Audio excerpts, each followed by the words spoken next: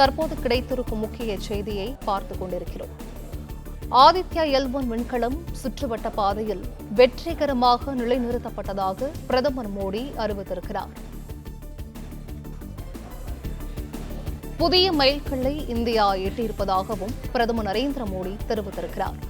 Aditya L1 விண்கலம் சுற்றுவட்ட பாதையில் வெற்றிகரமாக நிலைநிறுத்தப்பட்டிருப்பதாக பிரதமர் மோடி அறிவித்திருக்கிறார். புதிய மைல்கல்லை இந்தியா எட்டியிருப்பதாகவும் பிரதமர் நரேந்திர மோடி தெரிவித்திருக்கிறார்.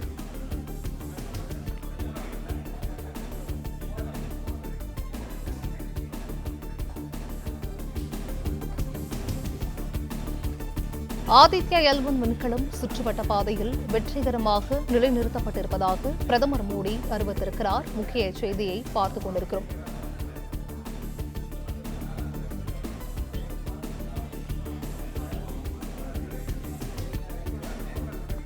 ஆதித்யா L1 விண்கலம் சுற்றுவட்ட பாதையில் வெற்றிகரமாக நிலைநிறுத்தப்பட்டிருப்பதாக பிரதமர் மோடி அறிவித்திருக்கிறார். விஞ்ஞானிகள் அர்ப்பணிப்புடன் செயலாற்றியதுதான் சான்று இது என பிரதமர் நரேந்திர மோடி பாராட்டு தெரிவித்திருக்கிறார்.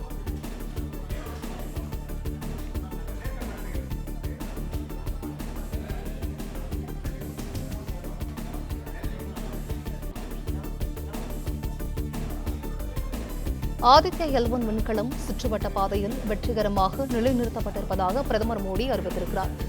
இது குறித்த முழு விவரங்களையும் நம்ம செய்தியாளர் ராஜகுமரன் வழங்க கேட்கலாம். ராஜகுமரன், வணக்கம். இது தொடர்பான முழு விவரங்கள். கடந்த ஆண்டு செப்டம்பர் 2 சூரியனை ஆய்வு செய்வதற்காக அனுப்பப்பட்டிருந்த இந்தியாவினுடைய ஆதித்யா L1 செயற்கைக்கோள் வெற்றிகரமாக அது எந்த இடத்தில் நிறுத்தப்பட வேண்டும் என்று இந்திய விஞ்ஞானிகள் இலக்கு நிர்ணயித்திருந்தார்களோ அந்த இலக்கை சென்றடைந்திருப்பதாக தற்பொழுது பிரதமர் நரேந்திர மோடி அதிகாரப்பூர்வமான ஒரு முக்கிய அறிவியல் தகவலை தன்னுடைய சமூக வலைதள பக்கத்தின் வாயிலாக பதிவு செய்திருக்கின்றார். அது மட்டுமல்லாமல் இந்தியாவினுடைய முதல் சூரிய ஆய்வு மையமான அந்த ஆதித்யா L1 தனது இலக்கை அடைந்தது என்று தெரிவித்திருக்கக்கூடிய பிரதமர் நரேந்திர மோடி மனித குலத்தின் நலனுக்காக அறிவியலினுடைய புதிய எல்லைகளை தொடர்ந்து தொடுவதற்கு இந்தியா ஒருபொழுதும் தயங்காது என்கின்ற தன்னுடைய பதிவினை வெளியிட்டிருக்கின்றார். இந்த மிகவும் சிக்கலான பயணத்தை வெற்றிகரமாக கையாண்டிருக்கக்கூடிய இஸ்ரோவினுடைய விஞ்ஞானிகளின் இடைவிடாத அர்ப்பணிப்பு உணர்வுக்கு தன்னுடைய பாராட்டுகளை தெரிவித்துக் கொள்வதாகவும் தெரிவித்திருக்கக்கூடிய பிரதமர் ஆதித்யா L1 விண்கலம் லெக்ராஞ்சியன் 1 என்று குறிப்பிடப்பட்டுள்ள அந்த புள்ளியை சென்றடைந்திருப்பதை தற்பொழுது அதிகாரப்பூர்வமாக தன்னுடைய சமூக வலைதள பக்கத்தில் பதிவு செய்திருக்கின்றார். கடந்த ஆண்டு செப்டம்பர் 2 ஆதித்யா என்கின்ற இந்த விண்வெளி பயணத்தை இந்தியாவினுடைய இஸ்ரோ விஞ்ஞானிகள் தொடங்கியிருந்தார்கள். கிட்டத்தட்ட 4 மாதங்களாக 15 லட்சம் கிலோமீட்டர் தூரத்தை கடந்து சென்று அந்த புள்ளியில் தற்பொழுது ஆதித்யா L1 விண்கலம் நிலைநிறுத்தப்பட்டிருக்கின்றது. லெக்ராஞ்சியன் புள்ளி என்பது 2 கோள்களுக்கு இடையே சூரியன் மற்றும் பூமி போன்று இந்த சூரிய குடும்பத்தில் இருக்கக்கூடிய 2 வான்பொருள்களுக்கு இடையே அவற்றினுடைய ஈர்ப்பு விசை பூஜ்ஜியமாக இருக்கக்கூடிய புள்ளி. ஒன்று பூமியிலிருந்து சூரியனை நோக்கி செல்லுகின்றது என்றால் குறிப்பிட்ட தூரம் வரை பூமியினுடைய ஈர்ப்பு விசை அதிகமாக இருக்கும். குறிப்பிட்ட தூரத்திற்கு பிறகு சூரியனினுடைய ஈர்ப்பு விசை அதிகமாக இருக்கும். ஆனால் இந்த இரண்டினுடைய ஈர்ப்பு விசையும் ஒரு குறிப்பிட்ட இடத்தில் சமதளமாக இருக்கும். அந்த இடத்தில் பூமியை நோக்கி அந்த செயற்கைக்கோள் இழுக்கப்படாது அல்லது சூரியனை நோக்கி அந்த செயற்கைக்கோள் இழுக்கப்பட்டு விடாது. அதைதான் லெக்ராஞ்சியன் புள்ளி என்று சொல்வார்கள். 2 வான்பொருள்களுடைய ஈர்ப்பு விசையும் சமநிலையில் இருக்கக்கூடிய புள்ளி. அந்த புள்ளியில் இந்த செயற்கைக்கோளை நிறுத்துவதன் மூலமாக குறைந்தபட்ச எரிபொருளை பயன்படுத்தி அந்த செயற்கைக்கோள் வேறு எந்த திசையை நோக்கியும் சென்று விடாதமாறு ஒரே இடத்தில் இருந்து ஆய்வு பணியை மேற்கொள்ளும். அதுதான் லெக்ராஞ்சியன் 1 என்கின்ற புள்ளியை நோக்கி இஸ்ரோ செலுத்தியிருந்த அந்த செயற்கைக்கோள் ஆதித்யா L1. தற்பொழுது அது வெற்றிகரமாக 15 லட்சம் கிலோமீட்டர் தூரத்தை கடந்து அங்கு நிலைநிறுத்தப்பட்டிருக்கின்றது.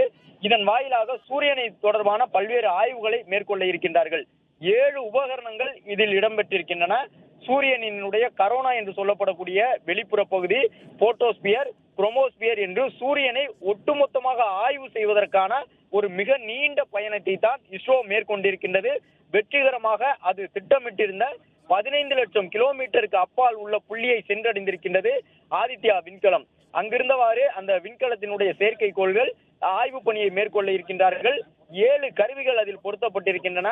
சூரியன் தொடர்பான ஆய்வினை மேற்கொள்வது என்பது உலகில் இருக்கக்கூடிய அனைத்து நாட்டினுடைய விஞ்ஞான அமைப்புகளுடைய அறிவியலாளர்களுடைய ஆசையாக இருக்கின்றது.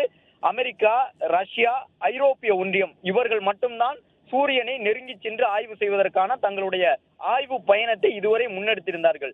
4வது நாடாக சூரியனை ஆய்வு செய்வதற்காக கடந்த செப்டம்பர் மாதத்தில் இந்த செயற்கைக்கோளை விண்கலம் மூலமாக செலுத்தியிருந்தது இந்திய விஞ்ஞானிகளை கொண்ட இஸ்ரோ குழு.